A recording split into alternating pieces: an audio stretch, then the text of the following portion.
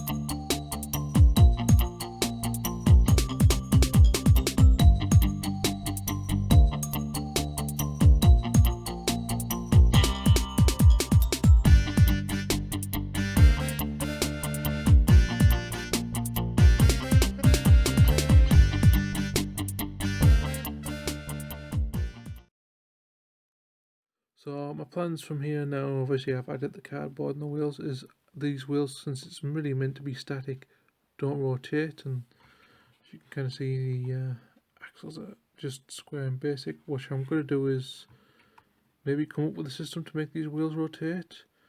They don't have any detail on them at the moment, but you know, I can either do that or I can just glue them and paint them and just kind of use some editing software to make them look like they're rotating, but I'll figure that out later. For the windows, I'm just going to glue in some clear plastic. I'm going to make some blinds for the rear section of the trailer, the RV, just so I don't have to build an interior for it. I will build an interior for the front, just, you know, a pair of seats and a steering wheel and maybe a dashboard, just because obviously that needs to kind of look like it's functional. But the back will probably have a set of blinds set up in it, so you can't really see in there. If I ever need to do an interior shot, I'll just make a mock interior. The roof does come off, but it's so just in case I do want to put some stuff in there. Yeah, I suppose I glue the roof on, but you know, I like to leave myself with the ability to access inside. One cool feature this thing does have is this little awning, which I'm hoping still works after I've painted this. I guess we'll find out. It'll probably scrape a lot of the paint off, so I'm not too sure if you're supposed to model that open or closed, but I think it's a cool feature. It's quite functional. So I'll go away, paint this. I'll show you how I build the blinds when I build the blinds. And yeah, I'll skip to the next bit. So here we are with a completed TTcombat Atlanta RV. Apologies for the lateness of this video. I was trying to get it done for last week, but unfortunately I dropped this thing and it broke off the front wheels and took the door off, which then destroyed the interior, so I had to rebuild this whole thing over the weekend. But as you can see, it turned out pretty well, all painted and all that. So if the cameras will go to autofocus, give you just a little quick spin round.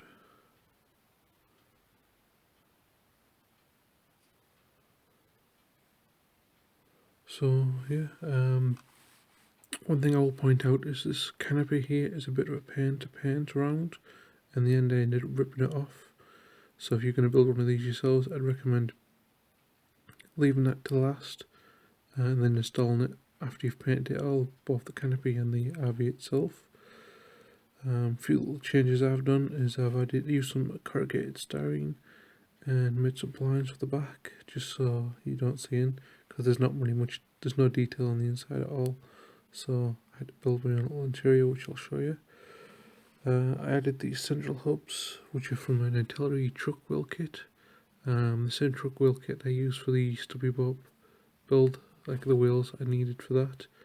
These are just the center hubs. They just add a bit of detail, and just there, because there's no detail behind them. So obviously, because mine's spinning now, you want some detail on there so you can see it.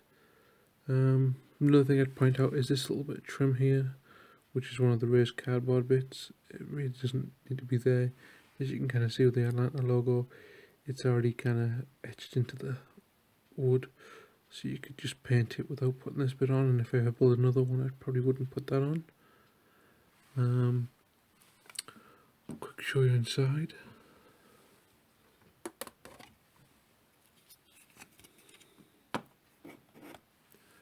When the canopy is folded away, it obviously comes inside the interior, so yeah. As for the interior, I just use some spare bits and pieces I had lying around. These two chairs are from a Kobe Jeep. The steering wheel's from a 124 scale car from a bits box that I had lying around.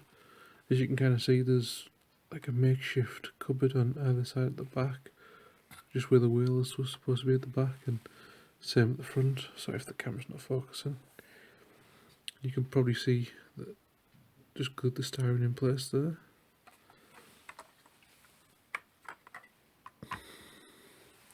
As you can see, this is what the canopy looks like when it's all installed.